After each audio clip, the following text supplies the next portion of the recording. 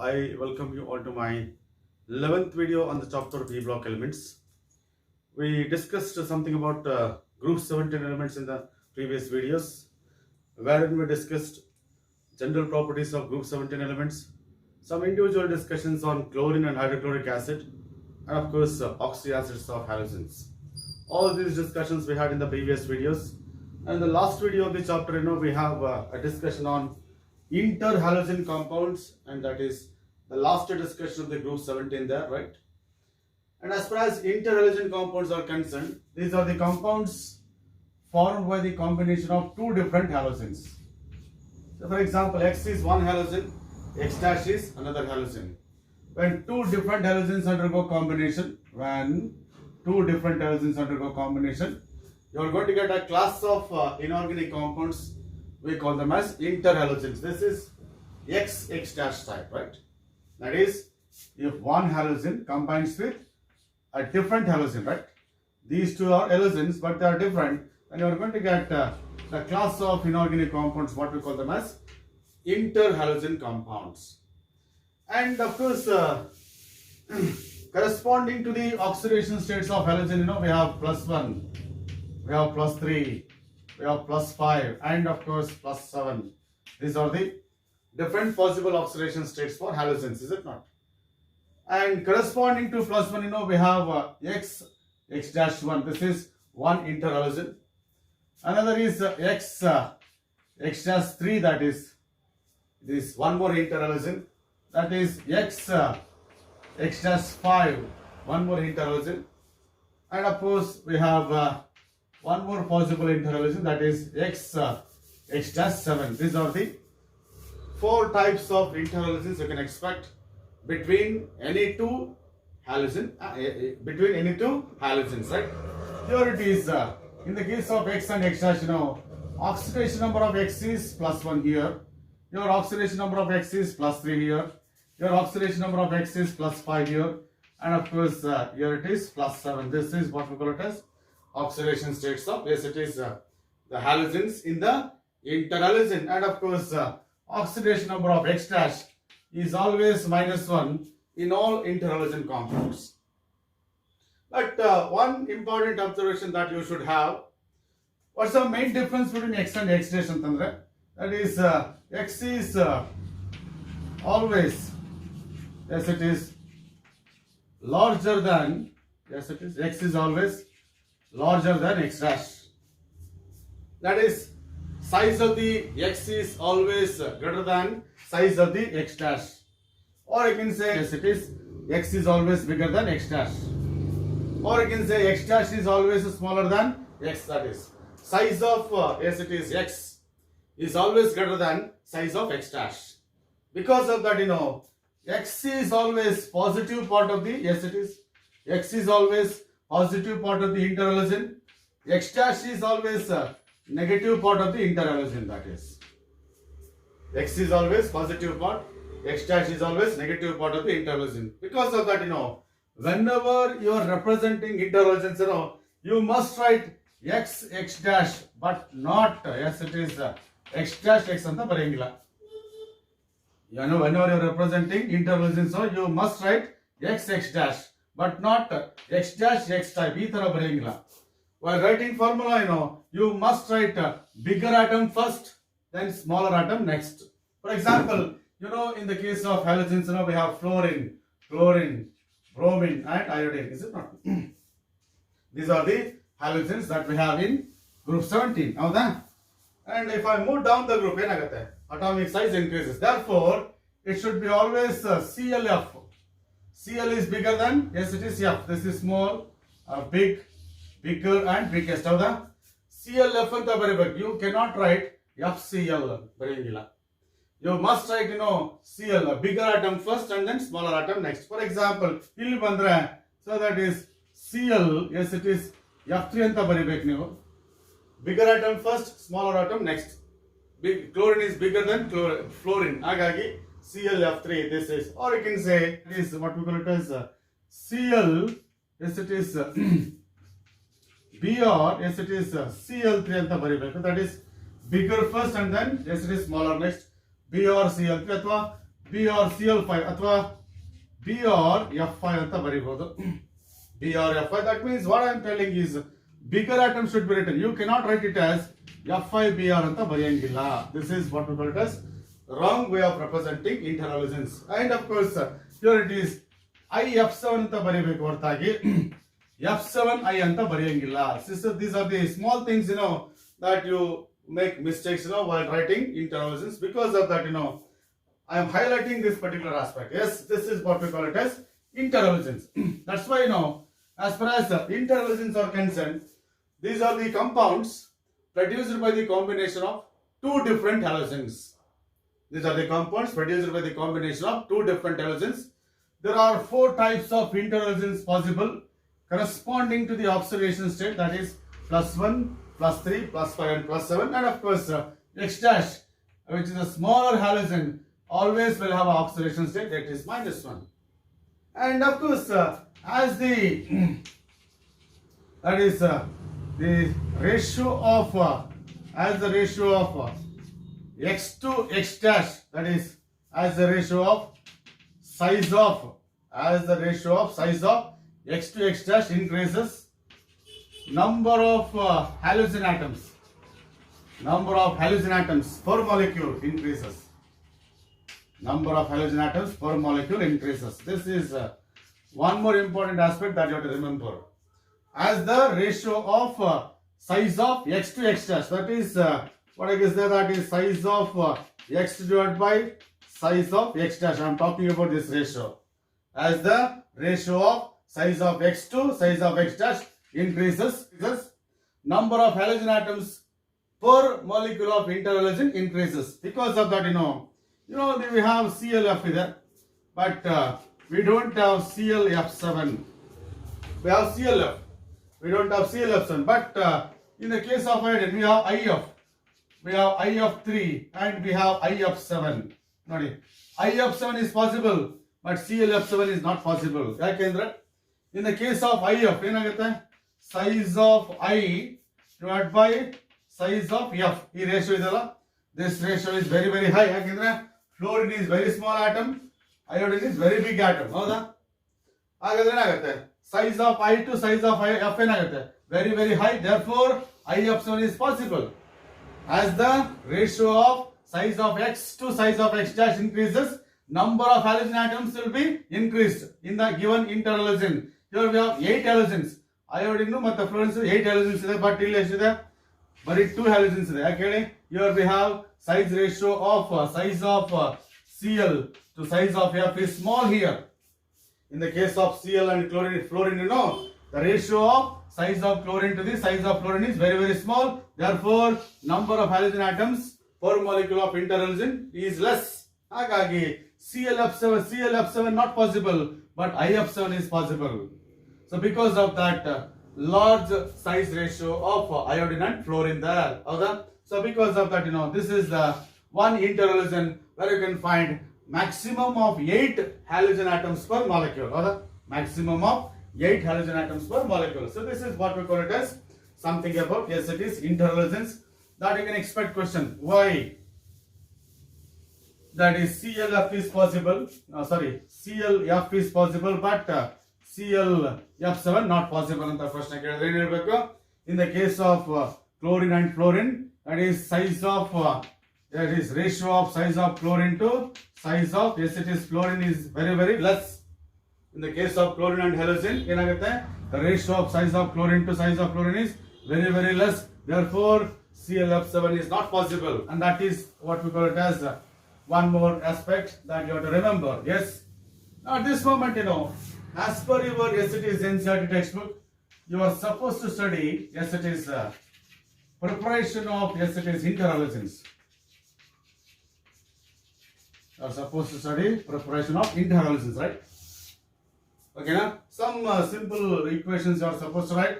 That is, when chlorine reacts with fluorine, right, at about 437 kelvins,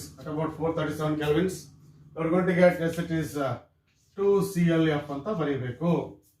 ನಾನು ನೋಡಿದ್ದೀನಿ ತುಂಬಾ students ಈ ತರ ಬರೆದ್ಬಿಡ್ತಾರೆ, FCl ಅಂತ ಬರೀತಾರೆ. ರಾಂಗ್ ಅದು. ಯಾಕೆಂತಂದ್ರೆ whenever you are writing formula of the interhalogens, bigger atom should be written first, smaller atom to be written next. Big to small ಅಂತ ಹೆಂಗ್ ಗೊತ್ತಾಗುತ್ತೆ ಅಂತ ಹೇಳಿದ್ನಲ್ಲ. On moving down the group ಏನಾಗುತ್ತೆ, size of the halogen atoms increases ಅಲ್ವಾ. ಹಾಗಾಗಿ this is fluorine ಅಂತ ತೆಗಿಬೇಕು, this is chlorine, bromine and iodine. ಹೌದಾ? ಆ basis ಮೇಲೆ this is first preparation there. Second one is of course when chlorine reacts with excess fluorine there. When chlorine reacts with excess fluorine, then you are going to get, yes, it is 2ClF3 there. 2ClF3 there, right? Okay, now. So this is what we call it as here. You have to carry out the reaction at about 673 kelvins there, right? 573 kelvins there. When chlorine reacts with excess fluorine at about 573 kelvins, you are going to get ClF3 there. Yes. ಅದೇ ಹೇಳ್ತಿದ್ನಲ್ಲ, you cannot write F3Cl ಅಂತ ಬರೆಯಂಗಿಲ್ಲ, ಈ ತರನೇ ಬರೀಬೇಕು. Yes. Now, as far as the third equation is concerned, right? When iodine reacts with, yes, it is chlorine in equimolar amounts, you know, you are going to get ICl, bigger to be written first, smaller to be next. Fourth one, you know, when iodine reacts with excess chlorine, you are going to get, yes, there is ICl3 ಅಂತ ಬರ್ಬಿಡಿ, ICl3 ಅಲ್ವಾ, I2 ಇರೋದ್ರಿಂದ ಏನಾಗುತ್ತೆ 2 ಆಗುತ್ತೆ, ಅವಾಗ chlorine 6 ಆಗುತ್ತೆ, 3Cl2 there. Yes. That is iodine trichloride. Yes, it will be 2ICl3. It will be 2ICl3. This is one more reaction, right? Apart from that, you know, when bromine, yes, diluted with water, reacts with fluorine, yes, you are going to get, yes, it is BrF3, bromine trifluoride. Yes, Br2 ಇರೋದ್ರಿಂದ 2 ಹಾಕಿ, ಅವಾಗ fluorine 6 ಆಗುತ್ತೆ, 3F2 there. Bromine diluted with water reacts with fluorine to give, yes, it is bromine trifluoride. Yes, and of course when bromine reacts with, yes, it is excess fluorine, you are going to get BrF5, bromine pentafluoride, that is 2BrF5 there. Yes, so these are the some methods that you are supposed to study as far as preparation of interhalogens are concerned, right? ಅದನ್ನೇ ಗಮನಿಸಿ, ಏನಪ್ಪ ಅಂದ್ರೆ ಈ ಬರೀ reactants ಅನ್ನ ಕೊಟ್ಬಿಟ್ಟು complete equations ಅಂತ ಕೊಡ್ತಾರೆ, ಆಗ ಇವೆಲ್ಲ ಬರಿಬೇಕಾಗತ್ತೆ. ಬಹಳ ಸ್ಟೂಡೆಂಟ್ಸ್ ಇದು ಬರಿಬೇಕಾದ್ರೆ ಈ ಆರ್ಡರ್ ನ ಕರೆಕ್ಟ್ ಆಗಿ ಬರೆಯಲ್ಲ. ನಾನು ಹೇಳಿದ್ನಲ್ಲ, while writing the formula of the interhalogens you must write bigger atom first and that is smaller atom next, and that is what we call it as preparation of, yes, it is interhalogens. ಆಗ್ಬೋದಲ್ಲ, right? Now let us see the properties of interhalogens. Interhalogens are, you know, the covalent compounds. Interhalogens are covalent compounds characterized by low melting points and boiling points. That is covalent molecules, right? And of course at the same time they are diamagnetic in nature, means they are not attracted to the magnetic field because of the absence of unpaired electrons. They are diamagnetic in nature, and of course covalent molecules, and of course they are generally volatile liquids. They are generally volatile liquids or solids. Means they are either liquids or solids characterized by low melting and boiling points, and except this ClF, you know, it is a colorless gas. Except this chlorine fluoride, you know, except this chlorine fluoride, remaining are, yes, it is volatile liquids or solids, and that is what we call it as the properties of, yes, it is interhalogens. Apart from that, you know, under the chemical properties, you know, I can highlight one aspect, that is interhalogens are, ಈ point ಅನ್ನು correct, interhalogens are more reactive than halogens. Interhalogens are more reactive than halogens. This is one important aspect that you have to compare as far as interhalogens and halogens are concerned. That is why, that is X dash is more reactive. Is it not? Why X dash is more reactive than XX or X dash. Howda? These two are what? Pure halogens. Howda? These are interhalogens. X and X dash are different. X and X are same. These two are halogens. And of course this is interhalogen because X to X dash bond, in the case of interhalogens, you know, X to X dash bond is weaker than that in the case of, yes, it is halogens, either X to X bond or X dash to X dash bond. This X to X bond, that is the bond strength between X and X dash, will be always weaker than that of the bond strength between two similar halogen atoms. Because of that, the interhalogens are more reactive than acidic halogens.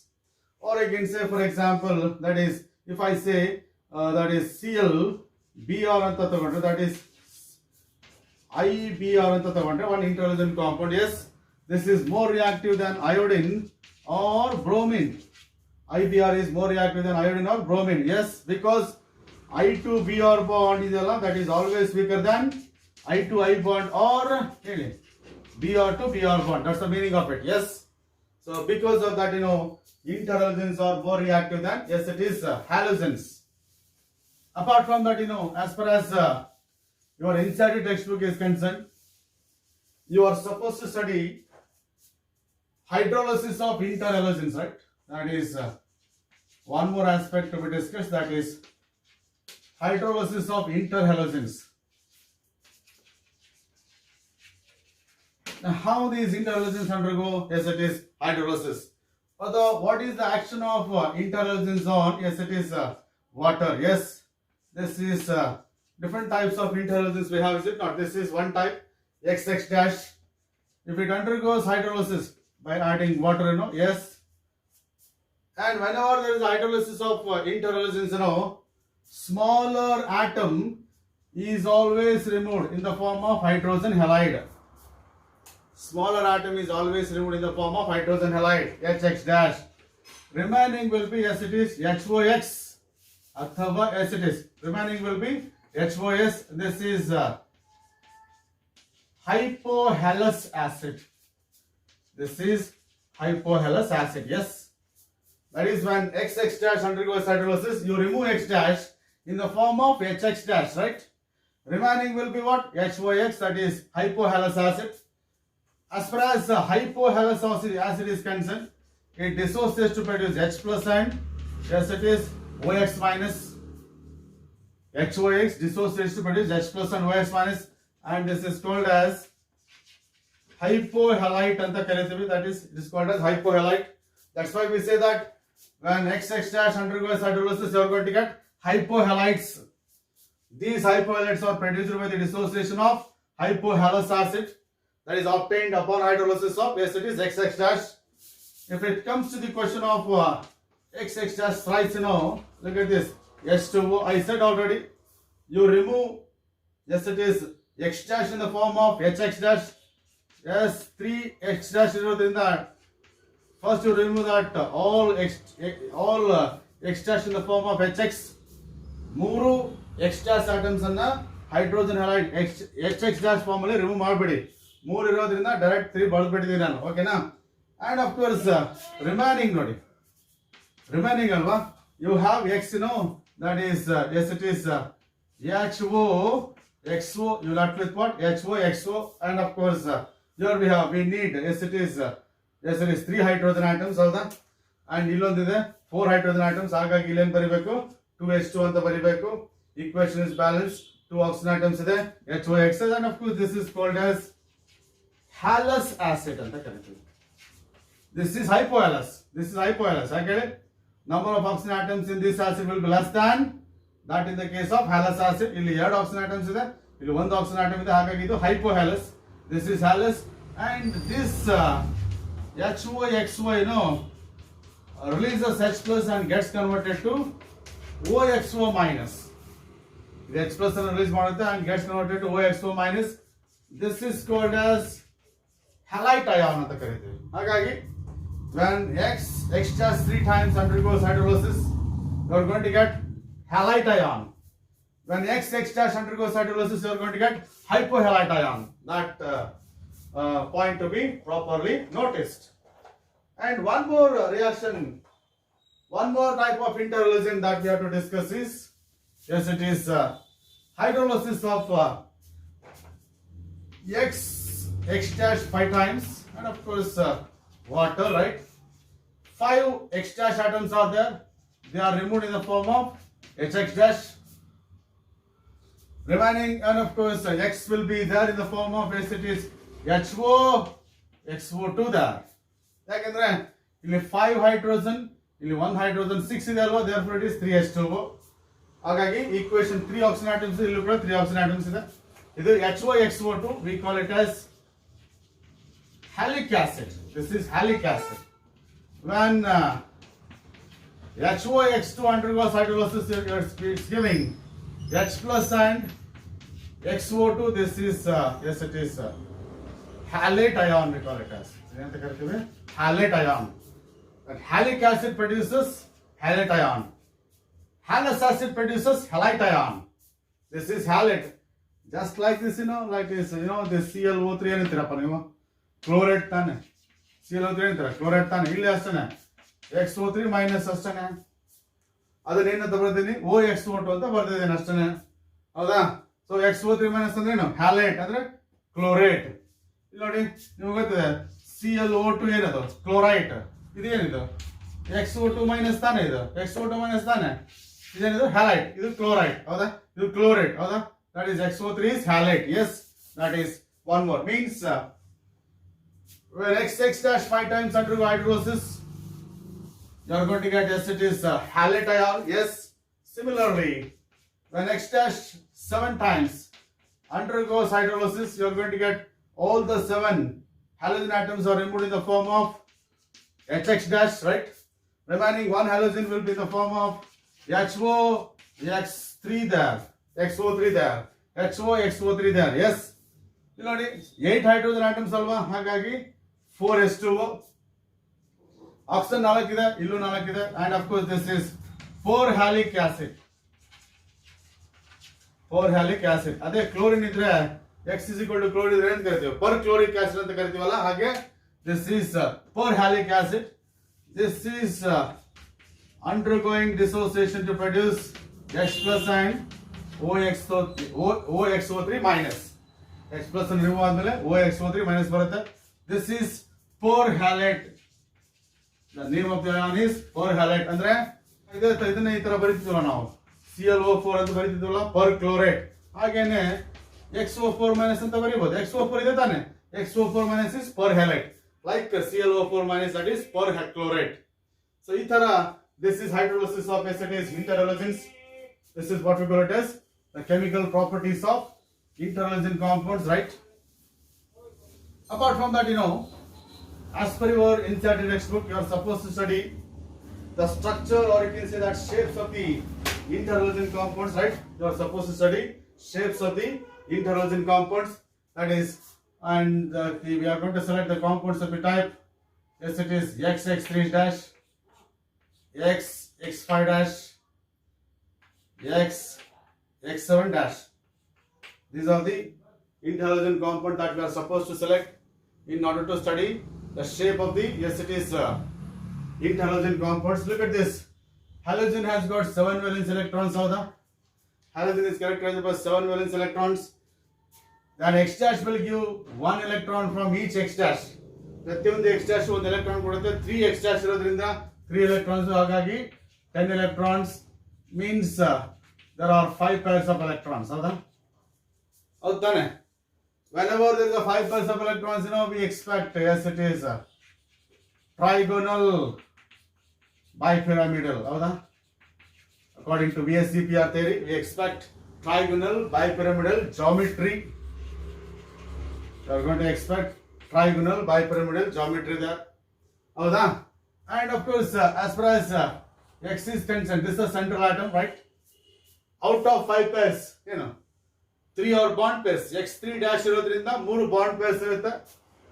Bond pairs will be arranged like this. This is what we call it as X dash and X dash. ಹೌದಾ?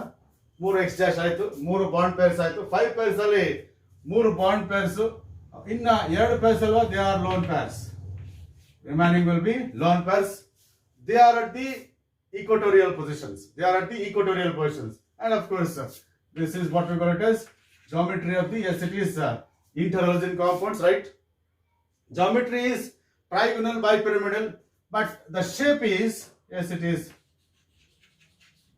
bent T shaped ಅಂತ ಬರೀಬೇಕು. Shape ಅಂತ ಕೇಳಿದಾಗ ಬರೀ bond pairs ಅನ್ನ ಲೆಕ್ಕ ಇಟ್ಕೋಬೇಕು. Bond pairs ಅನ್ನ ನೋಡಿ, ಈ ಬಾಂಡ್ ಪೇರ್ಸ್ ಮಾತ್ರ ನೋಡಿ, ಈ ಬಾಂಡ್ಸ್ ಅನ್ನ ಮಾತ್ರ ನೋಡಿದ್ರೆ is it like this, is it bent T shape? ಹೌದಾ? ಟಿ ಶೇಪ್ ತಾನೇ ಇದು. ಎಸ್, ಇದು ಟಿ ಬೆಂಡ್ ಮಾಡಿ, ಬೆಂಟ್ ಟಿ ಶೇಪ್. ಹೌದಾ? That is what we call it as bent T shape. ಹೌದಾ? And at the same time, here in this case, x3 dash ಅಲ್ಲಿ these bonds will be slightly, yes, it is bent like this. ಈ bonds ಏನಾಗಿರುತ್ತೆ, ಇದರ slight ಆಗಿ ಏನಾಗಿರುತ್ತೆ, bend ಆಗಿರುತ್ತೆ, because of that repulsion with lone pairs there, because of that repulsion between lone pair and bond pair. ಈ lone pair bond pair ಗಳ ಮಧ್ಯೆ repulsion minimise ಮಾಡ್ಲಿಕ್ಕೆ ಈ ಬಾಂಡ್ಸ್ ಸ್ವಲ್ಪ ಸ್ಲೈಟ್ ಆಗಿ ಈ ತರ ಬೆಂಡ್ ಆಗಿರ್ತದೆ. So this is what we call it as bent T-shaped molecule. Yes, ನಿಮಗೆ ಗೊತ್ತಿದೆ why we keep lone pairs at the equatorial positions ಅಂದ್ರೆ, if lone pair at the equatorial positions, that will minimize the lone pair bond pair repulsion. ನೀವು lone pairs ಅನ್ನು ಏನಾದರೂ equatorial positions ಅಲ್ಲಿ ಇಟ್ರೆ ಆವಾಗ the lone pair bond pair repulsions will be less. ಈಗ ನೋಡಿ, ಅಕಸ್ಮಾತ್ if I say that, if I take that bond pairs ಅನ್ನ equatorial position ಗೆ ತಗೋತೀನಿ, ಲೋನ್ ಪೇರ್ಸ್ ಅನ್ನ ಆಕ್ಚುಯಲ್ ಪೊಸಿಷನ್ ಗೆ ತಗೋತೀನಿ, ಇದನ್ನ ಆಲ್ರೆಡಿ ನಿಮಗೆ ಬೇರೆ ಬೇರೆ ಡಿಸ್ಕಷನ್ಸ್ ಅಲ್ಲಿ ಹೇಳಿದ್ದೀನಿ. ಹೀಗೇನಾದ್ರೂ ಇದ್ರ ಬದಲಾಗಿ ಈ ತರ ಅರೇಂಜ್ ಮಾಡಿದ್ರೆ ನೋಡಿ, ಎಲ್ಲಾ ಬಾಂಡ್ಸ್ ಅನ್ನ ಇಕ್ವಟೋರಿಯಲ್ ಪೊಸಿಷನ್ಸ್ ಅಲ್ಲಿ ತಗೊಂಡಿದ್ದೀನಿ, ಬಾಂಡ್ ಪೇರ್ಸ್ ಅನ್ನ ಲೋನ್ ಪೇರ್ಸ್ ಅನ್ನ ಆಕ್ಸಿಯಲ್ ಪೊಸಿಷನ್ಸ್ ಅಲ್ಲಿ ತಗೊಂಡಿದ್ದೀನಿ. ಇದೇನದು ಆಕ್ಸಿಯಲ್, ಇವೆರಡು ಆಕ್ಸಿಯಲ್ ತಾನೆ. ಏನಾದ್ರು ಈ ತರ ನಾವು ಅರೇಂಜ್ ಮಾಡಿದ್ರೆ ನೋಡಿ, ಇಲ್ಲಿ ರಿಪಲ್ಷನ್ ಆಗುತ್ತೆ, ಇಲ್ಲಿ ರಿಪಲ್ಷನ್ ಆಗುತ್ತೆ, ಇಲ್ಲಿ ರಿಪಲ್ಷನ್ ಆಗುತ್ತೆ, ಮತ್ತೆ ಕೆಳಗಡೆ ಇಲ್ಲಿ ನೋಡಿ, ಇಲ್ಲೂ ರಿಪಲ್ಷನ್ ಆಗುತ್ತೆ, ಇಲ್ಲೂ ರಿಪಲ್ಷನ್ ಆಗುತ್ತೆ. ಹೌದಾ?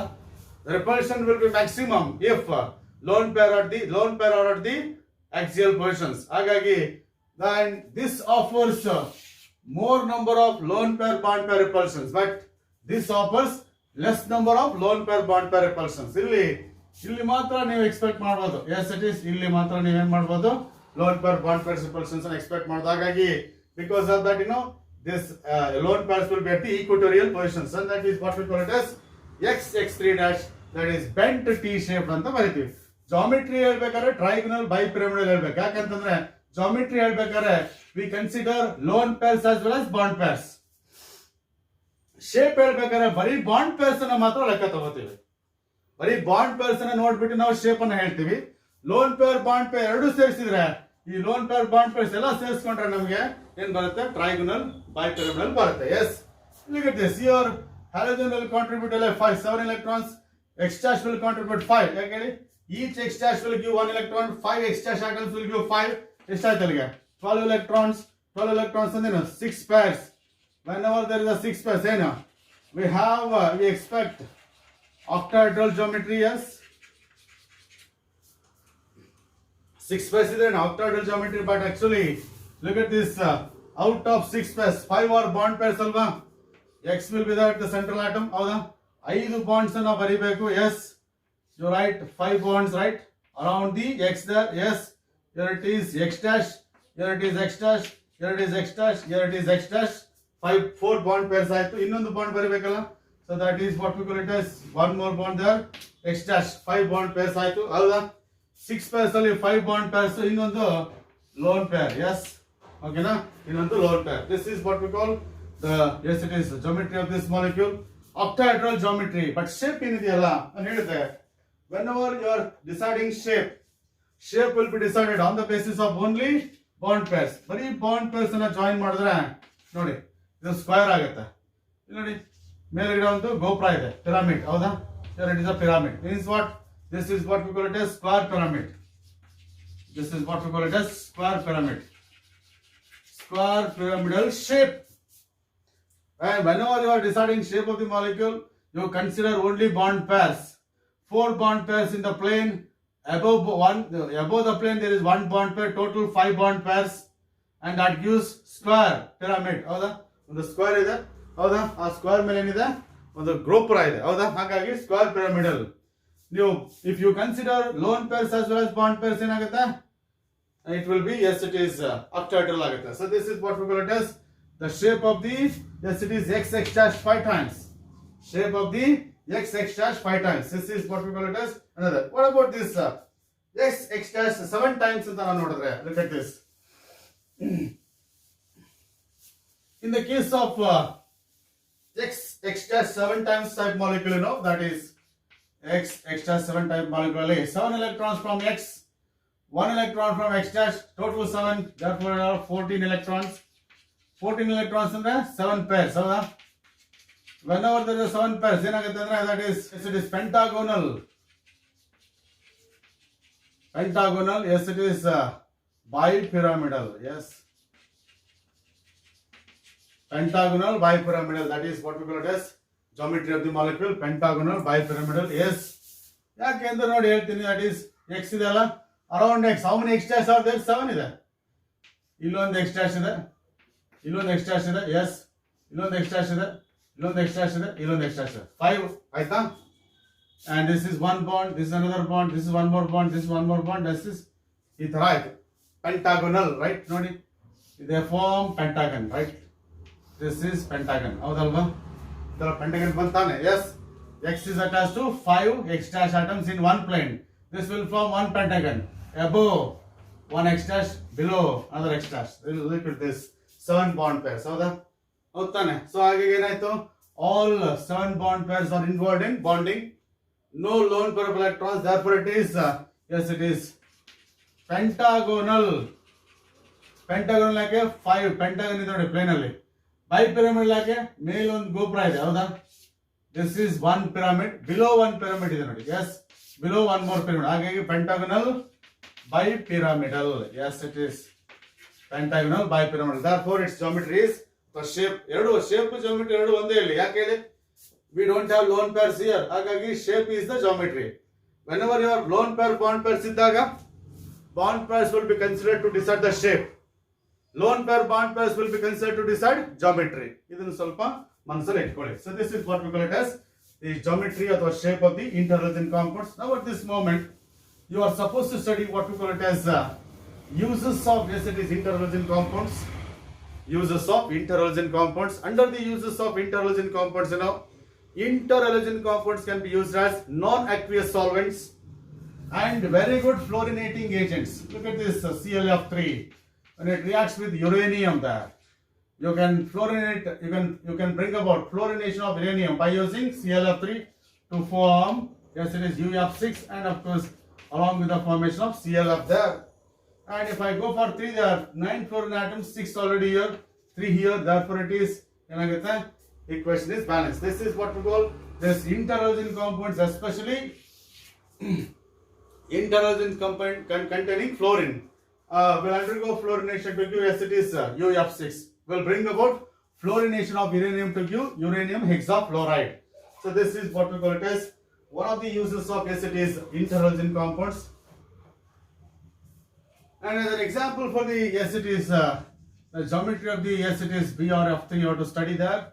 Bromine is the central atom, yes, that has got 7 electrons, fluorine contributes 1 electron, 3 fluorine atoms will give 3 electrons, therefore it will be 10 electrons, that will be 5 pairs. So the 5 pairs only 3 or bond pairs, already I said, yes, the 3 or bond pairs, bend that is, this is, and remaining 2 lone pairs will be, yes, it is at the equatorial positions. So this is what we call it as bent T-shaped molecule, that is BrF3. Then ನಿಮ್ಮ NCERT book ಅಲ್ಲಿ separate ಆಗಿ discuss ಮಾಡಿದ್ದಾರೆ, that is, yes, it is bent T-shaped molecule, bent T-shaped molecule, yes. Similar to what? X dash 3 times. BrF3 ಅಂದ್ರೆ ಏನು? X dash 3 times. So this is what we call it as the geometry of the, yes, it is bromine trifluoride, yes, BrF3, right? Now this moment we'll go to the last group of the chapter, that is 18 group elements, right? So now let us see one more small discussion in the chapter, yes, it is P block elements, that will be group 18th elements. Now that one of the fundamental features of the group 18 element is, that is known for non-reactivity or chemical inertness. Group 18 elements are known for chemical non-reactivity, or you can say that, yes, it is chemical inertness. They don't take part in chemical reactions easily. That's why we call them as inert gases. They are called as inert gases because of their chemical non-reactivity. They don't take part in chemical reactions easily there. And I can give many reasons for the chemical non-reactivity of group 18 elements. I can give many reasons for the chemical non-reactivity of group 18 elements. They were called as inert gases, but nowadays we don't use the term inert gases to the group 18 elements. Instead, we use the term noble gases. Why it is so? ಯಾಕೆ inert gases ಅಂತ word use ಮಾಡಲ್ಲ ಈಗ ನಾವು? ಯಾಕೆ noble gases ಅಂತ word use ಮಾಡ್ತೀವಿ ಅಂತಂದ್ರೆ, earlier they were called as inert gases, thinking that chemically non-reactive, useless gases, waste gases. Because of that, they called them as inert gases. Inert is something, a word that is going to insult the gases. ಯಾರೋ ಒಬ್ಬನಿಗೆ ನಾವು lazy fellow ಅಂತ ಕೇಳಿದ್ರೆ ಅವ್ನಿಗೆ ಖುಷಿ ಆಗುತ್ತಾ? ಇಲ್ಲ ತಾನೆ? Like that, inert means lazy gases. Nowadays, we are able to prepare some useful compounds of noble gases. At the same time, we are making use of that non-reactivity for so many purposes. ಅದೇ chemical ನಾನ್ ರಿಯಾಕ್ಟಿವಿಟಿಯನ್ನು ನಾವು ಬೇರೆ ಬೇರೆ ಪರ್ಪಸಸ್ಗೆ ಬಳಸ್ಕೋತಾ ಇದ್ದೀವಿ. We are using the chemical non-reactivity of noble gases for various processes. Because of that, they are found to be very, very useful. And because of that, even though they are non-reactive, we are giving respect to these gases by calling them as noble gases. So we call gold and platinum as noble metals. And even though they are chemically non-reactive, gold and platinum, they are also chemically non-reactive ತಾನೆ. ಆದ್ರೆ ಅವಾಗ ಏನಂತ ಕರಿತೀವಿ? inert metals ಅಂತ ಕರೆಯಲ್ಲ ನಾವು. We don't call these metals as inert metals. We call them as noble metals. We give respect to these metals because they are very, very, very costlier. They are very, very useful for the manufacture of various valuable ornaments. ಹಾಗಾಗಿ ತುಂಬಾ costly, ತುಂಬಾ valuable ornaments ಅನ್ನ ಇವುಗಳಿಂದ manufacture ಮಾಡ್ತೀವಿ. ಹಾಗಾಗಿ we are giving respect to them even though they are chemically non-reactive. We don't call them as inert metals. We call them as noble metals. That means we are giving respect to these metals. But ಇಲ್ಲಿ ಈ Nobel gas, ಈ group 18 elements ಗೆ beginning ಅಲ್ಲಿ inert gases ಅಂತ ಕರೀತಾರೆ. Because chemically non-reactive gases and they are useless ಅಂತ ಹೇಳಿ. But nowadays we are making use of yes, it is the chemical non-reactivity of noble group 18 elements for so many purposes, and because of that they are very useful nowadays. And because of that, we are giving respect to these gases by calling them as noble gases, and that is what we call it as group 18 elements. And of course they are also called as zero group elements. In the Mendeleev's table, in the Mendeleev's table, these elements were placed in the zero group of the periodic table, the Mendeleev's periodic table. Because of that, we call them as, yes, it is zero group elements. But in the modern periodic table, the group number of the, yes, it is, these elements will be 18th group. Therefore, I call them as 18 group elements, right? Helium, neon, argon, krypton, xenon, and radon. In order to remember the order, this order, I can go for this. Mnemonics. Hemant ನಿಯಮಿತ ಆಹಾರ ಕ್ರಮಗಳನ್ನು ಕ್ಷಣಾರ್ಧದಲ್ಲಿ ರೂಢಿಸಿಕೊಂಡನು. ಹೇಮಂತ್ ಅನ್ನೋ ಒಬ್ಬ ಯುವಕ ನಿಯಮಿತ ಆಹಾರ ಕ್ರಮಗಳನ್ನು ಕ್ಷಣಾರ್ಧದಲ್ಲಿ ರೂಢಿಸಿಕೊಂಡನು. Hemant, HE first two letters helium, ನಿಯಮಿತ first two letters neon, ಆಹಾರ first two letters, yes, it is argon. ಕ್ಷಣಾರ್ಧದ ಕ್ರಮಗಳನ್ನು KR krypton, ಕ್ಷಣಾರ್ಧದಲ್ಲಿ X xenon, ರೂಢಿಸಿಕೊಂಡನು first letter R radon. So this is what we call it as the mnemonics that I can go for in order to remember group 18 elements. At the same time, I can write the electronic configuration like helium 2, neon 10, argon 18, and of course it will be 36, it will be 54, and of course it will be, yes, it is 86. This is what we call it as atomic number of, yes, it is group 18 elements. I said once again, the difference in the atomic numbers of any two successive elements will be either 8 or 18 or 32. Same thing we followed here. This is 1s2, that is electronic configuration of helium. Here it is helium followed by 2s2, 2p6. Here it is neon followed by 3s2, 3p6. Here it is argon, then it is 3d10, 4s2, 4p6, then it is krypton, then it will be, yes, it is 4d10, 5s2, 5p6, then it is ಹೇಳಿ xenon ಏನಾಗುತ್ತೆ 4f14, 5d10, 6s2, 6p6. This is electronic configuration, right? And you can find here except helium, all group 18 elements except helium, all group 18 elements are characterized by ns2 np6 configuration in its valence shell. And out of 8 electrons, all yes it is 8 electrons are paired up. All 8 electrons are paired up. Highly stable configuration. It is octet configuration. We call it as in the valence shell. Highly stable and highly symmetric configuration. Because of that, noble gases are chemically non-reactive. Because of that, chemically non-reactive, and because of this configuration only, noble gases are characterized by very high ionization enthalpies. Because of this configuration only, they have got positive electron gain enthalpy values. Generally, electron gain enthalpies are negative. Or the amount of energy liberated when one electron is added to the neutral gaseous isolated atom. But electron gain enthalpy values of noble gases will be positive, where energy is not liberated. Instead, energy is absorbed when electron is added to the gaseous atoms. Hagagi, because of that positive electron gain enthalpy, high ionization enthalpy, because high ionization enthalpy andre you cannot remove electrons easily from noble gases. You cannot add electrons to noble gases easily.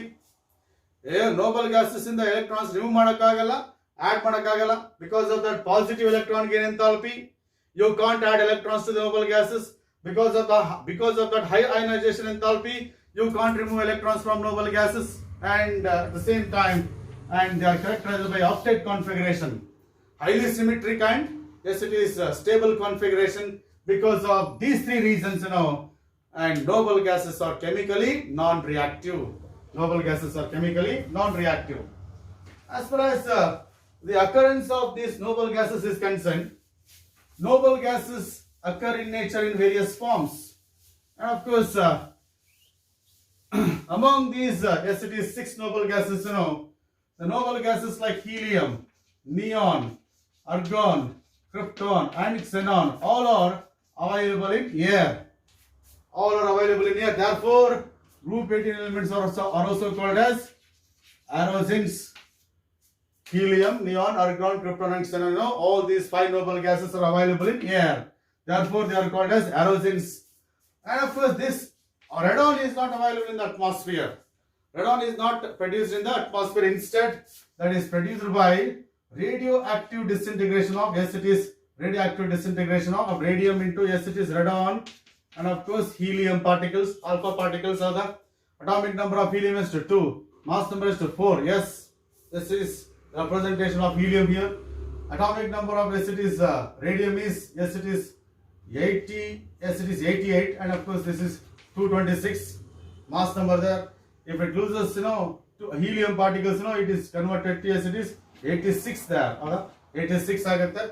That is 222 agutte. This is what we call it as radon there. Radium undergoes radioactive disintegration to give radon there. And that is what we call one way of obtaining radon there. But remaining all 5 noble gases, they are available in the air. Or you can say that 1% of air, 1% of air contains all these 5 noble gases.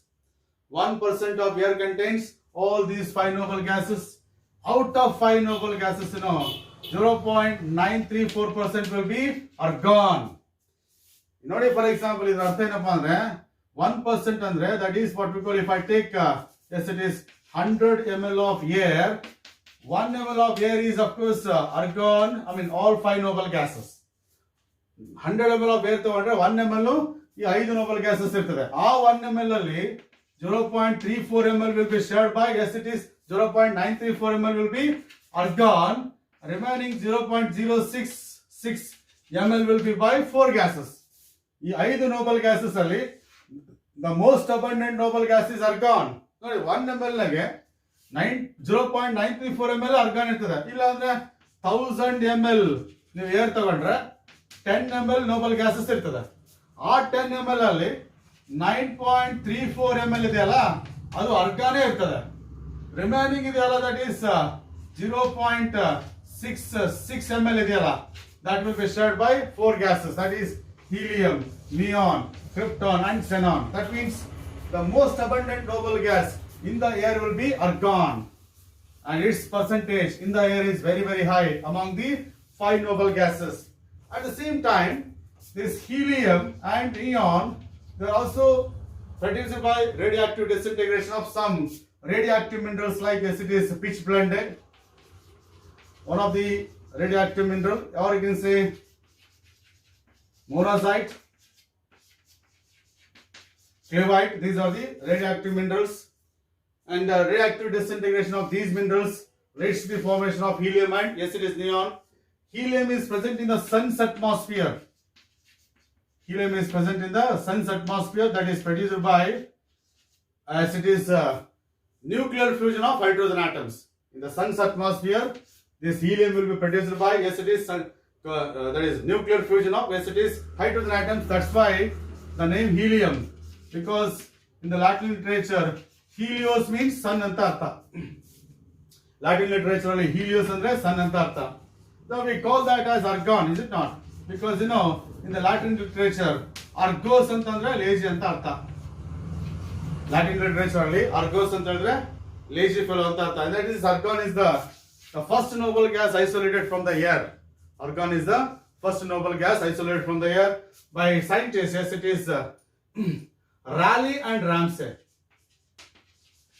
Rayleigh and Ramsay, these two scientists, they isolated argon from yes, it is air there by distillation of fractional distillation of liquid air. Yes, after that, William Ramsay discovered remaining noble gases, isolated remaining noble gases, helium, neon, yes, it is krypton and xenon. Okay, now so this is what we call it as something about discovery and of course the occurrence of noble gases. At the same time, the commercial source of helium is natural gas. Natural gas is one of the commercial sources of helium there. No doubt, it is available in the air itself, but the commercial source of helium is natural gas. And of course, most abundant noble gas in the atmosphere is argon there. ಇವೆಲ್ಲ ಒಂದೊಂದು mark ಕೇಳ್ತಿರ್ತಾರೆ. ನಾನು ಹೇಳ್ತಾ ಇದ್ದೇನೆ ನಿಮಗೆ ಈ chapter ಇಂದ ಒಂದು mark question group 18 ಇಂದನೇ ಬರ್ತದೆ ಅಂತ ಹೇಳಿ, ಹೌದಾ? ಸಾಕಾಗಿ ಇವೆಲ್ಲ ಆಸ್ಪೆಕ್ಟ್ಸ್ ಅನ್ನ ನೆನ್ಪಿಟ್ಕೋಬೇಕು. ಓಕೆನಾ? Right. Now at this moment, as far as the properties of noble gases is concerned, right? Properties of noble gases bandre, right? We have helium, right? Neon, yes, it is argon, and it is krypton, xenon, and of course radon there. On moving down the group, ಏನಾಗುತ್ತೆ? Atomic size increases. On moving down the group, atomic size increases because electrons are being added to the new main shells, and therefore that atomic size increases from helium to xenon. For the same reason, ionization enthalpy decreases. Actually, as atomic size, yes, it is atomic size. Now tagondre, yes, it is atomic size of helium is less than neon, less than argon, less than xenon, and less than krypton. Yes, less than xenon. This is atomic size. In ionization enthalpy bandre, that is, they are characterized by very high ionization enthalpy in a given period. On the period alli, because they are the last element of the periodic table, 18th group alli irodrinda from left to right ಏನಾಗುತ್ತೆ, along the period ಏನಾಗುತ್ತೆ, ionization enthalpy increases alva. ಹಾಗಾಗಿ in a given period they are characterized by highest ionization enthalpy, but on moving down the group ಏನಾಗುತ್ತೆ, ionization enthalpy, yes, it is decreases due to increase in atomic size, and that is what we call it as this is the variation of, yes, it is ionization enthalpy there. Helium is having highest ionization enthalpy, xenon is characterized by lowest ionization enthalpy, right? ಈ point ಅನ್ನ ಗಮನಿಸಬೇಕು. xenon is characterized by lowest ionization enthalpy, and I can say that even its ionization enthalpy is greater than radon ಅಂತ ಇಟ್ಕೊಳ್ಬೇಕಾದ್ರೆ, yes, lowest ionization enthalpy can go for radon there, radioactive element, and of course atomic size of radon is, yes, it is highest. ಇದನ್ನು ಕೂಡ ಸೇರಿಸ್ಕೊಳ್ಬೇಕಾದ್ರೆ, yes. And as far as helium is concerned, this is the one known element characterized by highest ionization enthalpy in the periodic table. Among the 118 elements in the periodic table, the one with highest ionization enthalpy antandre helium itself, and that point to be properly noticed. Element with highest ionization enthalpy in the periodic table is helium it is. Okay na? And of course, as far as electron gain enthalpy is concerned, electron gain enthalpy anta kelidre nodi, because of that stable noble gas configuration, you cannot add electrons to noble gases, because they are highly stabilized with NS2 NP6 configuration. Therefore, they are characterized by positive electron gain enthalpy values. They are characterized by positive electron gain enthalpy values, and that is what we call it as one more property there as far as noble gases are concerned. And of course, as far as noble gases are concerned, they are monatomic gases. They are monatomic gases, monatomic molecules. They are not diatomic or triatomic. They are monatomic molecules. And because these you cannot expect you cannot expect any covalent bond between two noble gases, because they are already stabilized with NS2P6 configuration, and you cannot expect a covalent bond between two noble gases. Because of that, they cannot form diatomic molecules. Rather, they are available in monatomic molecules. And if I move down the group, melting and boiling points will increase. No doubt, their melting and boiling points will be very, very less. Noble gases are characterized by low melting and boiling points because of weak van der Waals force of attraction, or you can say weak dispersion forces. In the case of noble gases, you can find weak dispersion forces. One of the types of molecular force of attraction. So they are characterized by weak dispersion forces, weak van der Waals force of attraction. Therefore, they are characterized by low melting and boiling points. And of course, melting and boiling points will increase from helium to xenon there. Yakendre, if atomic size increases, surface area increases. If surface area increases, van der Waals force of attraction increases. Because of that, on moving down the group, melting and boiling points will increase. On moving down the group, melting and boiling points will increase. And that is, and of course, these noble gases are slightly soluble in water. Their solubility in water is very, very less. Their solubility in water is very, very less. And of course, that is something about physical and physical properties. One more important aspect I want to highlight, that is helium is called as quantum liquid. Helium is called as quantum liquid because helium is converted to liquid at a temperature of 4.2 kelvins. It will be converted to liquid at about 4.2 kelvins. That's why the gas with the lowest boiling point among the elements in the periodic table, that is helium there. ಇದಕ್ಕಿಂತ ಕಡಿಮೆ boiling point ಇರತಕ್ಕಂತ ಬೇರೆ ಯಾವ gas ಇಲ್ಲ, ಯಾವ element ಇಲ್ಲ. ಹಾಗಾಗಿ this is the element with lowest boiling point, that is it is helium. It boils at 4.2 kelvins. And that's why it is called as quantum liquid anta keriತಾರೆ ಅಂದ್ರೆ. And you can expect some unusual behavior as far as liquid helium is concerned. ಈಗ ನೋಡಿ, for example, ನಾನು ಯಾವುದೋ ಒಂದು liquid ಅನ್ನ test tube ಅಲ್ಲಿ ತಗೊಂಡ್ರೆ it will occupy the bottom. ಹೌದಾ? ಯಾವುದೋ ಒಂದು ಲಿಕ್ವಿಡ್ ಅನ್ನ ಏನಂದ್ರೆ ಟೆಸ್ಟ್ ಟ್ಯೂಬ್ ಅಲ್ಲಿ ತಗೊಂಡ್ರೆ ಅದು ಬಾಟಮ್ ಅಲ್ಲಿ ಬಂದು ಕೂಡುತ್ತೆ. That is it will be under the influence of gravity. Test tube ಅಲ್ಲಿ ಬಾಟಮ್ ಅಲ್ಲಿ ಬಂದು ಆ ಲಿಕ್ವಿಡ್ ಕೂತ್ಕೊಳ್ಳುತ್ತೆ. If I take helium liquid in the test tube, if helium liquid in the test tube ತಗೊಂಡ್ರೆ what it will do, it rises along the walls of the test tube. The level of liquid helium increases, it moves up. Liquid helium ಆಗಿದ್ರು ಕೂಡ it rises along the walls of the test tube. Unusual ತಾನೆ? That is, it moves against gravity. ಹೌದಾ? Being a liquid, exhibiting properties of gases. Gases can move against gravity. ಹೌದಾ? Being a liquid, even though it's a liquid, even though it is in a liquid state, it moves against gravity. And because of that, it is called as, it is quantum liquid anta ಕರೀತಾರೆ. At the same time, and this helium can be diffused through glass, rubber, plastic. ನೋಡಿ, ಈ ಒಂದು helium liquid ಅನ್ನ, helium gas ಅನ್ನ ಏನಾದರೂ glass container ಅಲ್ಲಿ, plastic container ಅಲ್ಲಿ, rubber container ಅಲ್ಲಿ ತಗೊಂಡ್ರೆ it passes through the glass, it diffuses through the glass because of its very small size and low atomic mass.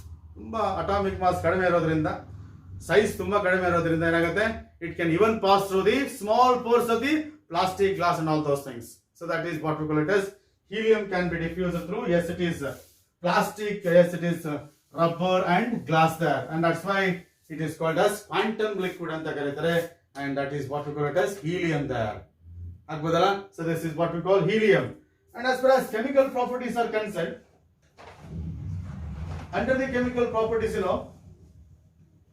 chemically inert they are chemically non-reactive. Chemical non-reactivity can be explained on the basis of three factors. One, it is NS2P6 configuration in its valence shell of the highly stable and symmetrical noble gas configuration, NS2P6 configuration.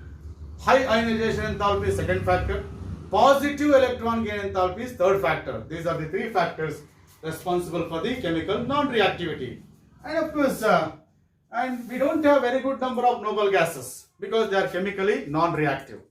Our chemical reactions alli participate ಮಾಡಲ್ಲ ಅಂತಂದ್ರೆ ಅವುಗಳ compounds ಕೂಡ ತುಂಬಾ ಕಡಿಮೆ ಇರ್ತದೆ. And of course, as far as the compounds of noble gases is concerned, the credit of discovery of noble gases, compounds of noble gases goes to Neil Bartlett. The credit of discovery of, yes it is, compounds of noble gases goes to Neil Bartlett. Now he was studying the properties of, yes it is, platinum hexafluoride, yes it is, with oxygen. This is a, yes it is a gas, this is a reddish brown colored gas, this is also oxygen gas, when these two are mixed, we got, yes it is, one, yes it is, substance that is PTF6, that is oxygen platinum hexafluoride. Yes, that is when red vapors of platinum hexafluoride reacts with oxygen gas, you are going to get oxygen platinum hexafluoride. And of course this is one more red colored solid, you got this particular compound. Yes, okay na, the red colored platinum hexafluoride and oxygen idu gas, but you got one solid, that is of the type O2 PTF6. And Neil Bartlett studied this particular compound. In this particular compound, oxygen was found to be in the form of O2 plus. Oxygen was found to be in the form of O2 plus. That means platinum hexafluoride. And when it comes in contact with oxygen, this platinum hexafluoride removed electron from O2 and converts it into O2 plus. The platinum hexafluoride, it has removed electron from O2 and you are going to get O2 plus here. And it has been observed that ionization enthalpy of, yes it is, O2 is, yes it is 1175 kilojoules per mole. This is ionization enthalpy of oxygen there. Ionization enthalpy of oxygen is 1175 kilojoules per mole. And among the noble gases, we have one element with lowest ionization enthalpy, that is xenon. Among the noble gases, we have one element with lowest ionization enthalpy, that is xenon. The ionization enthalpy of xenon is 1170 kilojoules per mole. Notice, ionization enthalpy of xenon is 1170 kilojoules per mole. Ionization enthalpy of oxygen is 1175 kilojoules per mole. Hagadre, ionization enthalpy of oxygen is similar to the ionization enthalpy of xenon. Because of that, if platinum hexafluoride can remove electron from O2, this platinum hexafluoride has to remove electron from xenon. This platinum hexafluoride oxygen in the electron remove ಮಾಡುತ್ತೆ ಅಂದ್ರೆ it has to remove electron from xenon. ಹೌದಾ? And that made Neil Bartlett to prepare the first compound of noble gases, that will be xenon platinum hexafluoride, just by mixing xenon with, yes it is, platinum hexafluoride.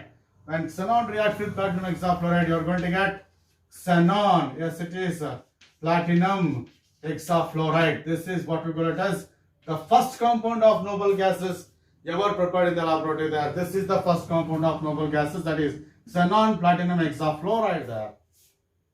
Yeah, which reaction made him to prepare this compound antandre? The reaction between O2 and platinum hexafluoride. And ionization enthalpy of oxygen is similar to the ionization enthalpy of xenon. Because of that, if platinum hexafluoride can remove electron from O2, it has to remove electron from xenon. Because ionization enthalpy of xenon is almost similar to oxygen, and that made him to prepare first compound of noble gases, that is xenon platinum hexafluoride XePtF6 ಅಂತ ಹೇಳಿ ಇದನ್ನ ಸರಿ ಕೇಳ್ತಾರೆ. Write the formula of the first compound of noble gases ಅಂತ ಹೇಳಿ, ಅಥವಾ how is first compound of noble gases prepared ಅಂತ ಹೇಳಿ ಕೇಳ್ತಾರೆ. ಓಕೆನಾ? And after the preparation of that compound, other scientists started to prepare the compounds of noble gases. But we have a very good number of compounds of xenon. Xenon can form a large number of compounds when it comes in contact with fluorine and oxygen. At the same time, we have, yes, it is only one compound of krypton, that is krypton difluoride. We have only one compound of krypton is that is krypton difluoride. We have only one compound of radon is identified. Only one compound of radon is identified, not yet isolated. Okay, na? But we have very good number of, yes, it is compounds of xenon. Actually, why that xenon will take part in formation of very large number of compounds ಅಂತ ಕೇಳಿದ್ರೆ, ionization enthalpy of xenon is least among the 5 noble gases. ಹೌದಾ? 5 noble gases ಅಲ್ಲಿ ಏನಿದೆಯಲ್ಲ ಕೊನೆಯ element ಇದೆಯಲ್ಲ xenon, it is characterized by low ionization enthalpy. ಹೌದಾ?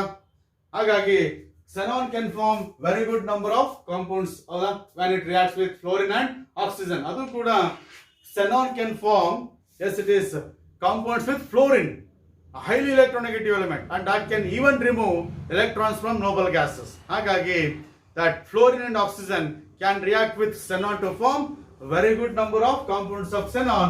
Now let us see the preparation of, yes, it is compounds of, yes, it is xenon. First it will be when excess xenon, yes, when excess xenon reacts with fluorine, yes, that leads to, yes, it is xenon difluoride, yes, xenon difluoride of them. And of course the condition should be, it will be 673 kelvins, right, under a pressure of 1 bar. This is the condition under which xenon reacts with fluorine there, yes, and corresponding to the oxidation state +2. Your oxidation state of xenon is +2, right? That is xenon difluoride. Similarly, when xenon reacts with, yes, it is fluorine, the ratio 1:5 by volume. When 1 volume of xenon reacts with 5 volumes of fluorine at about, yes, it is 873 kelvins, at about 873 kelvins, at about 7 bar pressure, 873 kelvins and 7 bar pressure only, xenon reacts with 2 molecules of fluorine there. Xenon reacts with 2 molecules of fluorine, and of course 1 volume of xenon will be mixed with 5 volumes of fluorine. 1 liter of xenon mixed with 5 liters of fluorine, and that leads to the formation of xenon tetrafluoride corresponding to the oxidation state of xenon as +4. Similarly, when xenon, that is 1 volume of xenon, reacts with 20 volumes of fluorine at about, yes, it is 573 kelvins, right, and of 60 to 70 bar pressure, very high pressure, yes, then you are going to get xenon hexafluoride, that is XeF6, corresponding to the oxidation state of xenon as +6, and of course it will be 3F2 there, yes.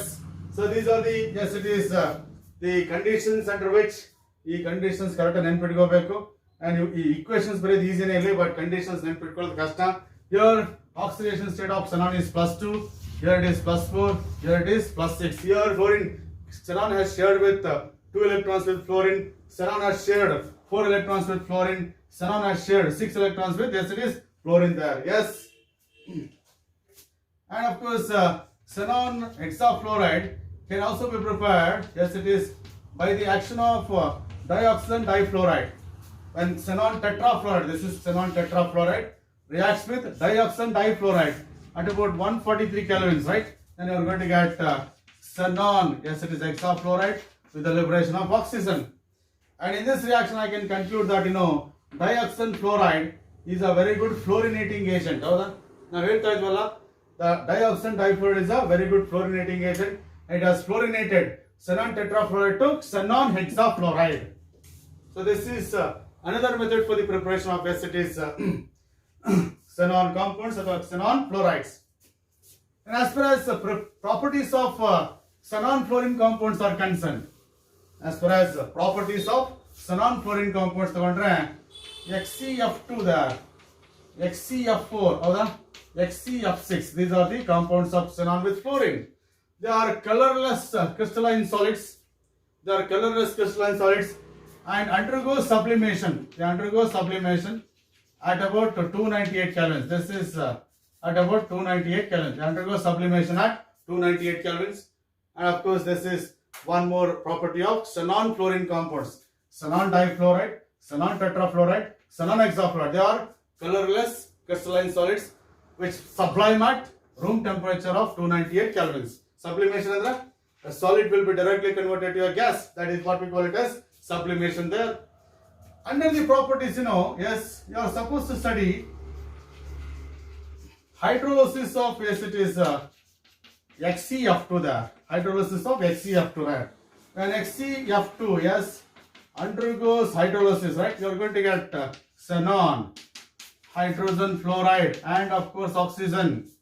Correct? Not balancing XeF2 undergoes hydrolysis to give HF and O2 there.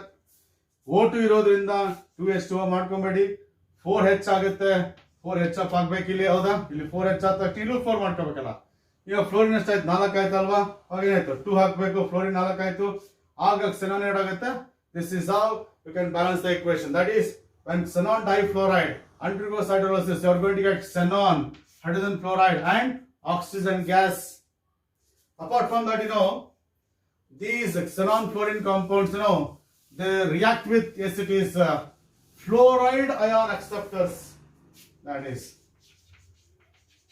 action of F minus acceptors. There are some compounds they can accept fluoride ions, like yes, it is when XeF2 and of course XeF4, xenon difluoride, xenon tetrafluoride, when it reacts with PF5, P of phosphorus pentafluoride, it accepts F minus. XeF2 ಏನು ಮಾಡುತ್ತೆ, F minus ಕೊಡುತ್ತೆ, ಇದು accept ಮಾಡುತ್ತೆ. ಆಗ when F minus is accepted by this will be converted to, yes, it is XeF, and of course it will be a positive ion. ಒಂದು fluoride ಕೊಟ್ಟ ಮೇಲೆ ಏನಾಗುತ್ತೆ, XeF ಆಗುತ್ತೆ, ಪ್ಲಸ್ ಆಗುತ್ತೆ, and of course that is PF6 minus ಆಗುತ್ತೆ. That is a complex there. That is, this complex will have a xenon F as a positive part. Yes, in the same manner, when XeF4 reacts with this, SbF5, antimony pentafluoride, ಹೌದಾ, ಇದು phosphorus pentafluoride, ಇದು antimony pentafluoride, F minus will be taken up by SbF5. ಇದು F minus ಕೊಟ್ಟಾದ್ಮೇಲೆ ಏನಾಗುತ್ತೆ, XeF3 plus, and it is SbF6 minus. SbF5 F minus ತಗೊಂಡ್ಬಿಟ್ಟು SbF6 minus ಆಗುತ್ತೆ. ಇದು F minus ಕೊಟ್ಟಾದ್ಮೇಲೆ ಏನಾಗುತ್ತೆ, XeF3 plus ಆಗುತ್ತೆ. This is one more there. At the same time, even this xenon compounds, they react with this, it is F minus, yes, it is donors. Even they can react with F minus donors. So, for example, if I say XeF6 anta tagondre, xenon hexafluoride, that reacts with F minus donor, metal fluoride, and gets converted to, yes, it is negative part nodiga. Here XeF7 minus. ಇದು F minus ಕೊಡುತ್ತೆ, ಈಗ ಇದು donor ಅಲ್ವಾ, metal fluoride donates F minus, that will be taken up by XeF6 and becomes XeF7 minus. ಇದು F minus ಕಳ್ಕೊಂಡ್ಮೇಲೆ ಆಗುತ್ತೆ, plus ಆಗುತ್ತೆ, ಹೌದಾ. Here xenon fluorine compound is converted to a negative part of the complex. Here it will be converted to a positive part of the complex. So this is what we call, where M is equal to highly electropositive elements like sodium, potassium, rubidium and cesium. The metals like sodium, potassium and rubidium, cesium, these metal fluorides, when they come in contact with this, it is xenon hexafluoride, they give F minus and will take up that, xenon, yes, it is M plus XeF7 minus. So this is action of, yes, it is F minus donors and F minus acceptors. F minus acceptors andre they are going to accept fluoride ion. F minus donors andre they are going to donate fluoride ions, right? In both the cases, these xenon fluorine compounds undergo chemical reaction. Now at this moment, we'll go for xenon oxygen compounds. Xenon oxygen compounds are known. Yes, xenon oxygen compounds, right? And here we have preparation and properties, right? That is, first one is I am going to study preparation of XeO3 ನೋಡೋಣ. Yes, xenon trioxide. Yes, colorless solid, explosive in nature. It's a colorless solid, explosive in nature. Yes, look at this. When xenon hexafluoride undergoes complete hydrolysis ಆದರೆ you are going to get XeO3. O3 ಅಲ್ವಾ ಇದು, ಹಾಗಾಗಿ 3H2O ಬರೆದ್ಬಿಡಿ. 6 hydrogen ಆಗುತ್ತೆ, 6 fluorine ಆಗುತ್ತೆ, and you are going to get 6H. This is one method for the preparation of xenon trioxide by the complete hydrolysis of, yes, it is xenon hexafluoride. When xenon hexafluoride undergoes complete hydrolysis, you are going to get xenon trioxide. That is xenon trioxide. Yes. Second, this is second method for the preparation of xenon oxygen compounds. That is by the action of, yes, it is, that is once again hydrolysis there. Hydrolysis of, yes, it is xenon tetroxide. ನೋಡಿ, ಈ equation ಬರೋದು challenging ನಾನು ಕೇಳಿದ್ರೆ. Action of water on xenon tetroxide to form xenon trioxide, ಅದು ತುಂಬಾ challenging. First products ಬರ್ಕೊಳ್ಳಿ. XeO3 plus Xe plus HF and of course plus oxygen, right? ಬರೀ skeleton ಬರ್ತೀನಿ. xenon tetrafluoride undergoes hydrolysis to give, yes, it is XeO3, xenon trioxide, xenon ಬರುತ್ತೆ, hydrogen fluoride ಬರುತ್ತೆ, ಮತ್ತೆ oxygen ಬರುತ್ತೆ. S, equation balance ಮಾಡಬೇಕು. F4 ಇಂದ start ಮಾಡಿ. F4 ಇದೆ, ಹಾಗಾಗಿ 4HF ಬಂದ್ರೆ ಆಯ್ತು. ಈಗ F ಸರಿ ಹೋಯ್ತು. ಈಗ ಹೈಡ್ರೋಜನ್ 4 ಆಯ್ತಲ್ವಾ, ಹಾಗಾಗಿ ಇಲ್ಲಿ 2H2O ಬರಿಬೇಕು. ಆಗ ಆಕ್ಸಿಜನ್ 2 ಅಲ್ವಾ, ಈಗ ಆಲ್ರೆಡಿ 3 ಇದೆ, ಅದನ್ನೇನ್ ಮಾಡ್ತೀನಿ ಗೊತ್ತಾ, 1/3 O3 ಅಂತ ಬರಿತೀನಿ. ಬರಿಬೋದಲ್ಲ, 1/3 O3 ಅಂದ್ರೆ 1. ಇಲ್ಲಿ O2 ಇದೆ, ಅದನ್ನ 1/2 O2 ಅಂತ ಬರಿತೀನಿ. ಸೊ ಇಲ್ಲಿ ಒಂದು ಆಕ್ಸಿಜನ್ ಆಯ್ತು, ಇಲ್ಲೊಂದು ಆಕ್ಸಿಜನ್ ಆಯ್ತು. ಇಲ್ಲಿ 1/3 Xc ಇದೆ, ಇಲ್ಲಿ 1 Xc ಇದೆ, ಹೌದಾ? ಎಸ್, ಇಟ್ ಈಸ್, ಸಾರಿ, ಇಲ್ಲಿ 1/3 Xc ಇದೆ ತಾನೆ. ಎಸ್, ಇಲ್ಲಿ 1 Xc ಇದೆ ತಾನೆ, ಅದಕ್ಕೆ ಇಲ್ಲಿ 1 Xc ಇದೆ, ಇಲ್ಲಿ 1/3 Xc ಇದೆ, ಅದಕ್ಕೆ ಇದು 1/3. ಇದನ್ನೇನ್ ಮಾಡಿ ಗೊತ್ತಾ, 2/3 Xc ಅಂತ ಮಾಡ್ಕೊಳ್ಳಿ. ಇಲ್ಲಿ 1 Xc ಇದೆ, ಅದಕ್ಕೋಸ್ಕರ 1/3 Xc plus 2/3 Xc, that is 1/3 plus 2/3 ಎಷ್ಟಾಯ್ತು, 3/3, that's equal to 1 ತಾನೆ. ಎಸ್, 1/3 Xc 2/3 Xc ಆಡ್ ಮಾಡಿದ್ರೆ ಎಷ್ಟಾಯ್ತು, 1 Xc. So that is what we call equation is balanced. ಅದಾಯ್ತಲ್ವಾ, ಈಕ್ವೇಶನ್ ಇಸ್ ಬ್ಯಾಲೆನ್ಸ್, ಹೌದಾ? ಈಗ ನೋಡಿ, ಈ ಫ್ರಾಕ್ಷನ್ಸ್ ಬೇಡ ನಿಮಗೆ ಅಂದ್ರೆ ಅದಕ್ಕೆ ಏನ್ ಮಾಡಿ, you multiply this equation by 6 ಇಂದ ಮಲ್ಟಿಪ್ಲೈ ಮಾಡಿ. 6 ಇಂದ ಮಲ್ಟಿಪ್ಲೈ ಮಾಡಿದ್ರೆ ಫ್ರಾಕ್ಷನ್ಸ್ ಅವಾಯ್ಡ್ ಆಗುತ್ತೆ. 3 ಇಂದ ಮಲ್ಟಿಪ್ಲೈ ಮಾಡಿದ್ರು ಕೂಡ 3/2 ಬರುತ್ತೆ. 2 ಇಂದ ಮಲ್ಟಿಪ್ಲೈ ಮಾಡಿದ್ರೆ 2/3 ಬರುತ್ತೆ. ಅದಕ್ಕೋಸ್ಕರ 6 ಇಂದ ಮಲ್ಟಿಪ್ಲೈ ಮಾಡಿದ್ರೆ ಏನಾಗುತ್ತೆ ನೋಡಿ, 6 XeF4 plus ನೋಡಿ 12 H2O gives, ನೋಡಿ 6/3 ಅಂದ್ರೆ ಏನು, 2 XeO3 ತಾನೆ.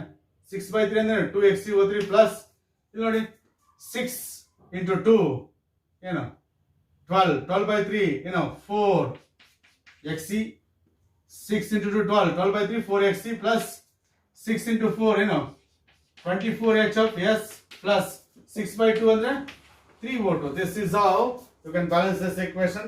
ಇದನ್ನ ಈ ತರ ಬಿಟ್ರೆ ಬೇರೆ ಯಾವ ತರ ಬ್ಯಾಲೆನ್ಸ್ ಮಾಡಿದ್ರು ಕಷ್ಟ ಆಗುತ್ತೆ ನೀವು. ಅದಕ್ಕೆ this is one idea that you can have for balancing this equation. Yes, so this is what we call it as hydrolysis of xenon tetrafluoride to form xenon trioxide. These are the two methods available for the, yes, it is preparation of, yes, it is xenon trioxide. Apart from that, you are supposed to prepare 2 more compounds as far as xenon oxygen compounds are concerned. That is preparation of xenon oxygen tetrafluoride. Yes, XeF4 anta xenon oxygen tetrafluoride. That is by partial hydrolysis of, yes, it is partial hydrolysis of, yes, it is this very vehicle partial hydrolysis. ಯಾಕಂದ್ರೆ complete hydrolysis ಆಗ್ಬಿಟ್ಟು ಏನಾಗುತ್ತೆ, xenon trioxide ಬರುತ್ತೆ. Partial hydrolysis ಮಾಡಿದ್ರೆ ಈಗ ನೋಡಿ, ನಮಗೆ XeF4 ಬೇಕಲ್ಲ, XeOF4 ಬೇಕಲ್ಲ, ಬರ್ಬಿಡಿ. ಉಳಿಯೋದೇನು ಎಷ್ಟು, 2 oxygen atoms, 2 fluorine atoms. They are removed in the form of hydrogen fluoride. Yes, 4 is the 2 fluorine atoms combined with hydrogen to form 2HF. Yes, howda? Therefore equation is balanced. That is when xenon hexafluoride undergoes partial hydrolysis to form xenon oxy tetrafluoride. ಹಾಗೇನೆ we have xenon hexafluoride undergoes partial hydrolysis to give one more, that is xenon, yes it is O2, yes it is F2 there. One more, that is xenon dioxide difluoride along with the formation of HF. ನೋಡಿ O2 ಇರೋದ್ರಿಂದ ಇಲ್ಲಿ 2 H2O ಬರೀಬೇಕು, ಹೌದಾ? ಈಗ ನೋಡಿ ಇದೇನಾಗುತ್ತೆ 4HF ಅಲ್ವಾ, ಹಾಗಾಗಿ 4 hydrogen alva, hagagi 4HF. I think equation is balanced. Yes, this is xenon oxygen difluoride, this is xenon oxygen tetrafluoride. So this is what we call it as, both are produced by partial hydrolysis of, yes it is xenon hexafluoride. So this is xenon hexafluoride undergoes partial hydrolysis to give xenon oxy tetrafluoride and of course xenon oxy difluoride. ಸ್ವಲ್ಪ ನೀವು balance ಕೊಡೋದನ್ನ correct ನೋಡ್ಕೊಂಡ್ರೆ ಸಾಕು, ಯಾಕಂದ್ರೆ exam ಅಲ್ಲಿ reactants ಕೊಟ್ಟು products ಅನ್ನ ಬರೆಯಕ್ಕೆ ಹೇಳ್ತಾರೆ, ಹಾಗಾಗಿ ಇದನ್ನ ಸ್ವಲ್ಪ ಗಮನಿಸಿ. Right, now this moment will go for the, yes it is structures of, yes it is some compounds there, structures of some xenon compound. This is XCF2, right, XCF4, right, and of course XCF6. okay na. First ನೋಡಿ, xenon ಅಲ್ಲಿ 8 electrons ಇದೆ, fluorine ಇಂದ 2 electrons ಬರುತ್ತೆ, total ಎಷ್ಟು ಆಯ್ತು ಅಲ್ಲಿಗೆ 5 pairs ಆಯ್ತು, ಹೌದಾ? 5 pairs ಅಂದ್ರೆ ಏನು ಎಕ್ಸ್ಪೆಕ್ಟ್ ಮಾಡ್ತೀವಿ? ಟ್ರೈಗೋನಲ್ ಬೈಪಿರಮಿಡಲ್, ಹೌದಾ? ಟ್ರೈಗೋನಲ್ ಬೈಪಿರಮಿಡಲ್ ಜಾಮೆಟ್ರಿ, 5 pairs ಇದ್ರೆ, ಹೌದಾ? ಆದ್ರೆ ನೋಡಿ, out of 5 pairs 2 point XCF2 ಇರೋದ್ರಿಂದ 5 pairs ಅಲ್ಲಿ 2 pairs ಮಾತ್ರ ಏನು ಬಾಂಡ್ pairs, ಹೌದಾ? This is F and this is F. Remaining 3 pairs will occupy equatorial positions. In order to minimize the repulsion. If I consider only bond pairs, linear, ಹೌದಾ? ಬರೀ bond pairs ಅನ್ನ consider ಮಾಡಿದ್ರೆ shape is decided by using only bond pairs.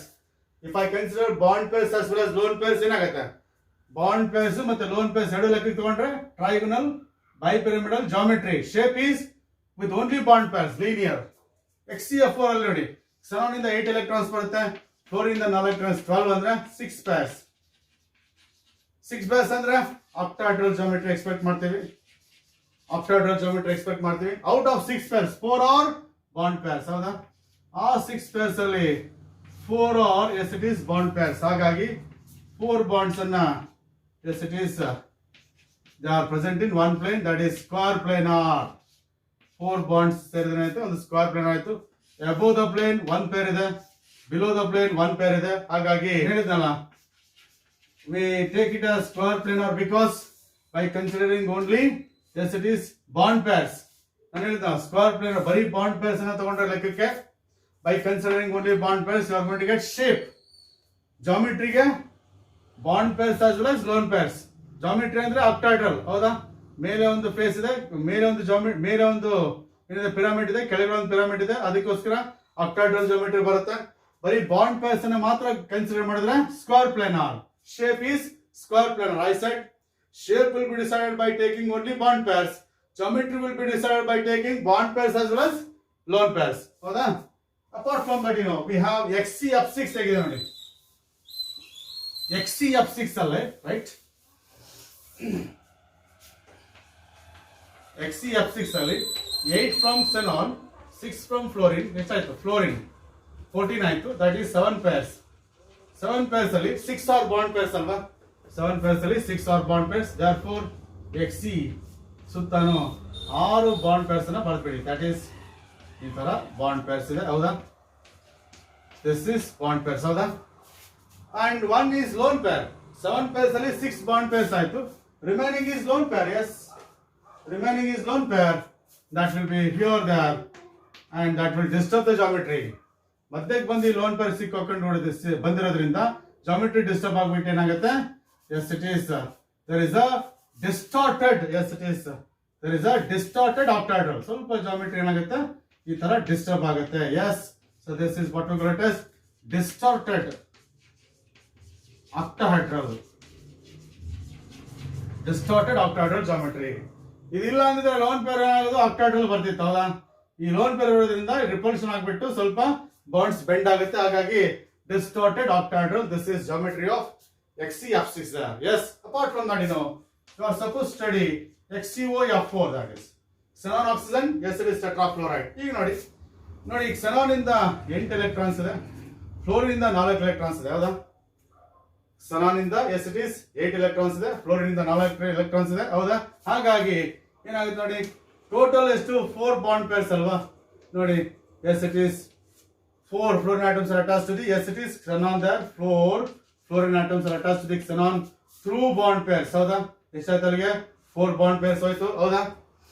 ಇವತ್ತು oxygen is also attached to, yes it is xenon like this, but oxygen valency 2 ಆಗಿರೋದ್ರಿಂದ it will form a double bond. Yes, ಹೌದಾ? ಈಗ ನೋಡಿ xenon ಇಂದ ಇಲ್ಲಿ 2 electrons. ಹೌದಾ? ಇಲ್ಲಿ 2 electrons, 7 electrons. ಹೌದಾ? ಇಲ್ಲಿ 2 ಎಲೆಕ್ಟ್ರಾನ್ಸ್, ಟೋಟಲ್ 6 ಎಲೆಕ್ಟ್ರಾನ್ಸ್ xenon ಇಂದ ಬಂತು. ಆಕ್ಸಿಜನ್ ಇಂದ 7 ಎಲೆಕ್ಟ್ರಾನ್ಸ್. ಹೌದಾ? ಡಬಲ್ ಬಾಂಡ್ ಆಯ್ತು. ಇನ್ನ 2 ಎಲೆಕ್ಟ್ರಾನ್ಸ್ ಉಳಿದಿದೆ xenon, that is what we call it as, yes it is lone pair. ಹೌದಾ? xenon ಅಲ್ಲಿ 8 ಎಲೆಕ್ಟ್ರಾನ್ಸ್ ತಾನೆ, ಇಲ್ಲಿ 2 ಬಳಕೆ ಆಗಿದೆ, ಇಲ್ಲಿ 2 ಯೂಸ್ ಆಗಿದೆ, ಇಲ್ಲಿ 2 ಯೂಸ್ ಆಗಿದೆ, 6. ಇವೆರಡೇನು ಲೋನ್ ಪೇರ್. ಈ 2 ಎಲೆಕ್ಟ್ರಾನ್ಸ್ ಫ್ಲೋರಿನ್ ಇಂದ. ಹೌದಾ? ಈ 2 ಎಲೆಕ್ಟ್ರಾನ್ಸ್ ಆಕ್ಸಿಜನ್ ಇಂದ. ಈ ಫ್ಲೋರಿನ್ ಏನ್ ಮಾಡುತ್ತೆ? ಒಂದೊಂದು ಎಲೆಕ್ಟ್ರಾನ್ಸ್ ಕೊಡುತ್ತೆ. This is what we call, yes it is square pyramidal. Shape ಏನು? Square pyramidal. shape is square pyramidal. Yes, geometry is octahedral. ಈ ಲೋನ್ ಪೇರ್ ಲೆಕ್ಕ ತಗೊಂಡ್ರೆ octahedral ಆಗುತ್ತೆ. ಶೇಪ್ ಅಲ್ಲಿ ಬರೀ ಬಾಂಡ್ ಪೇರ್ಸ್. ನೋಡಿ ಇದು ಸ್ಕ್ವೇರ್. ಹೌದಾ? ಸ್ಕ್ವೇರ್ ತಾನೆ, ಸ್ಕ್ವೇರ್ ಮೇಲೆ ಒಂದು ಗ್ರೂಪ್ ಇದೆ ತಾನೆ. yes it is square pyramidal ಅಂತ ಕರಿತೀವಿ. yes, this is square pyramidal. yes, ನೀವು ಎಕ್ಸಾಮ್ ಅಲ್ಲಿ ಜಾಮೆಟ್ರಿ ಬರಿಬೇಕಾದ್ರೆ yes ಇಷ್ಟು ಬರೆದ್ರೆ ಸಾಕು. ಏನು? ದಟ್ ಈಸ್ that Xe ತಾನೆ. yes, this is 1 fluorine, this is 1 fluorine, 4 fluorine atoms alone. Oxygen is attached to xenon by double bonds. ಇನ್ನು ಏನಿದೆ? ಒಂದು ಲೋನ್ ಪೇರ್. ಇಷ್ಟು ಬರೆದ್ರೆ ಸಾಕು. This is what we call it as XeF4. ಏನಿದು? Square pyramidal name. ಓಕೆನಾ? Apart from that we have XeO3 there, a colorless solid explosive in nature. XeO3 there. ಇಲ್ಲಿ ನೋಡಿ xenon ಇದೆ 8 ಎಲೆಕ್ಟ್ರಾನ್ಸ್ ತಾನೆ. xenon yes, ಇಲ್ಲಿ 2 ಇದೆ, ಇಲ್ಲಿ 2 ಇದೆ, ಇಲ್ಲಿ 2 ಇದೆ, ಇಲ್ಲಿ 2 ಇದೆ ಅಂತ ಇಟ್ಕೊಳ್ಳಿ. ಓಕೆನಾ? 8 electrons. These 2 electrons will form a bond with, yes it is, these 2 electrons will form a bond with oxygen. Yes, 1 oxygen atoms. These 2 will form a bond with another oxygen. These 2 will form a bond with one more oxygen. Yes, ಎಷ್ಟಾಯ್ತು ಅಲ್ಲಿಗೆ? 3 oxygen atoms ಆಯ್ತು. yes, and of course 6 electrons use ಆಯ್ತು, and another is lone pair. yes, this is XeO3 there. This is pyramidal geometry. ಇಲ್ಲಿ sp3 hybridization ಇದ್ರೂ ಕೂಡ lone pair bond pair repulsion ಏನಾಗುತ್ತೆ? geometry will be distorted and you are going to get pyramidal shape, that is XeO3 there. ನೋಡಿ xenon ಇಂದ 8 electrons ತಾನೆ. 8 ಅಲ್ಲಿ 6 electrons, they are forming a double bond with oxygen there.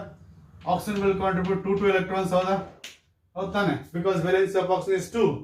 remaining 1 pair will be, yes it is lone pair. so this is what we call it as pyramidal shape as far as, yes it is xenon trioxide is concerned. ಆಗ್ಬೋದಲ್ಲ? yes, so this is what we call it as yes it is geometry of xenon compounds, right? This is what we call it as geometry of xenon compounds, right? Now at this moment, yes, we'll go to the, yes it is uses of, yes it is noble gases, the last discussion of the chapter. Yes, as far as noble gases are concerned, we are making use of chemical non-reactivity of noble gases. We are making use of chemical non-reactivity of noble gases. So that is helium, one of the most useful gases there.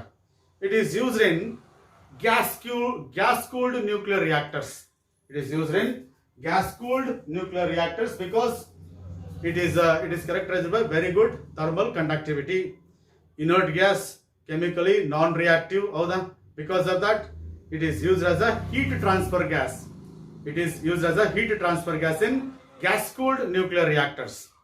Second one is helium is used in, yes it is observation bulbs. Helium is used in observation balloons. Helium gas is used in observation balloons. Generally, lightest gases will be preferred in order to fill the balloons. Balloons ina fill up ಮಾಡಲಿಕ್ಕೆ lightest gases ಅನ್ನು prefer ಮಾಡ್ತಾರೆ. Hydrogen is the lightest possible gas because of that lightest nature, its lifting power is very high. This is the lightest possible gas, but even then we prefer helium. ಇದು lightest gas ಆಗಿದ್ರು ಕೂಡ helium prefer ಮಾಡ್ತೀವಿ. ಯಾಕಂದ್ರೆ no doubt helium is heavier than hydrogen, but helium is incombustible. But hydrogen readily undergoes combustion. It catches fire immediately. Hydrogen catches fire immediately. Because of that, hydrogen is not preferred in balloons.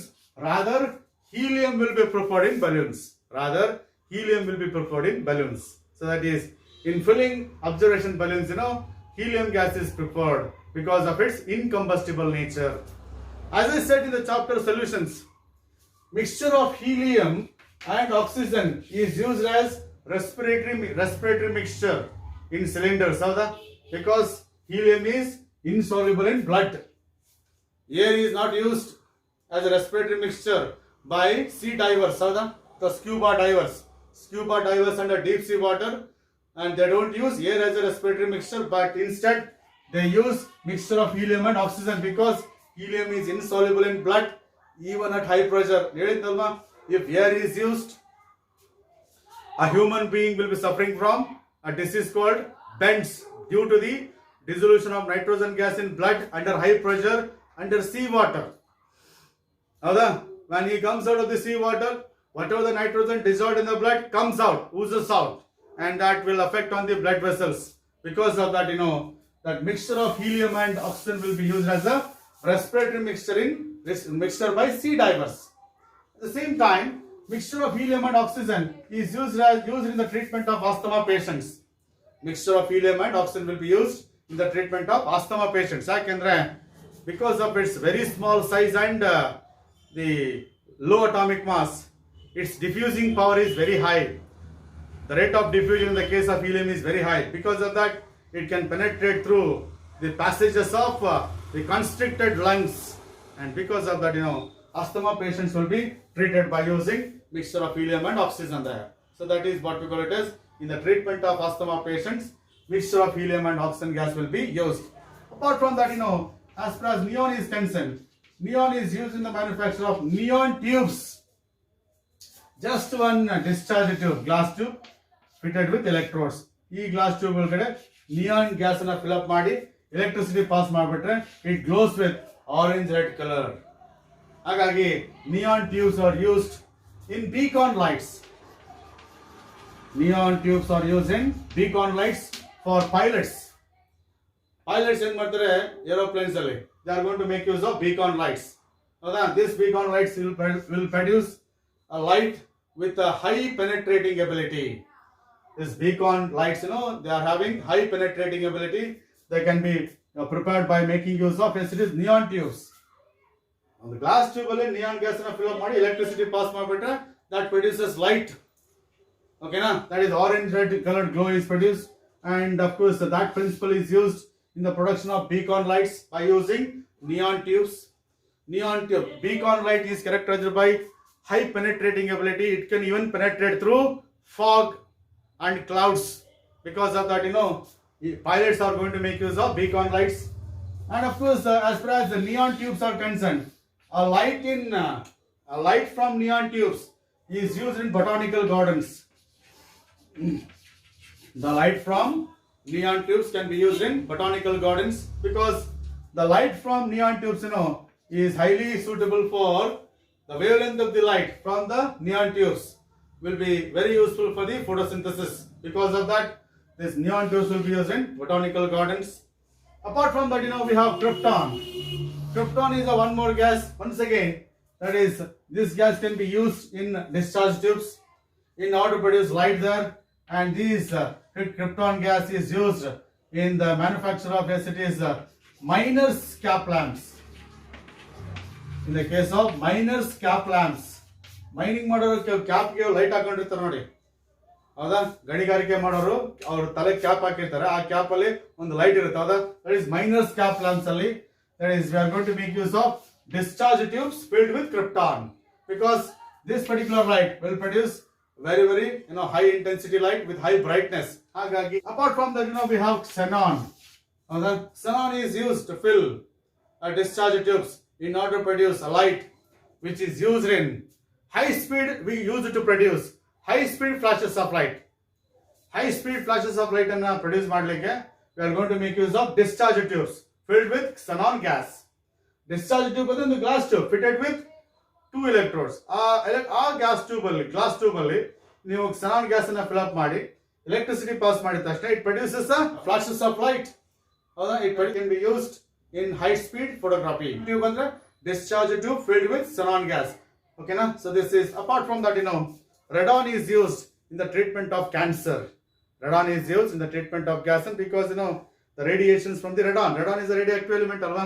The radiation from radon will be used in the treatment of, yes, it is cancer disease. So these are the some uses as far as noble gases are concerned. Yes. So that completes the discussion. Yes, it is group 18 elements. So ನೆನ್ಪಿಟ್ಕೊಳ್ಳಿ, ಈ group 18 ಈ ಒಂದು P block elements ಅಲ್ಲಿ group 15 ಇಂದ 3 marks ಬರುತ್ತೆ, group 16 ಇಂದ 3 marks ಬರುತ್ತೆ, group 17 ಇಂದ 3 ಮಾರ್ಕ್ಸ್ ಬರುತ್ತೆ. 1 ಮಾರ್ಕ್ಸ್ ಗ್ರೂಪ್ 18 ಇಂದ ಬರುತ್ತೆ, 1 mark question. Yes, so this is what we call it as the chapter P block elements. And ಆಗ್ಬೋದಲ್ಲ? Thank you. In the next class will see, right?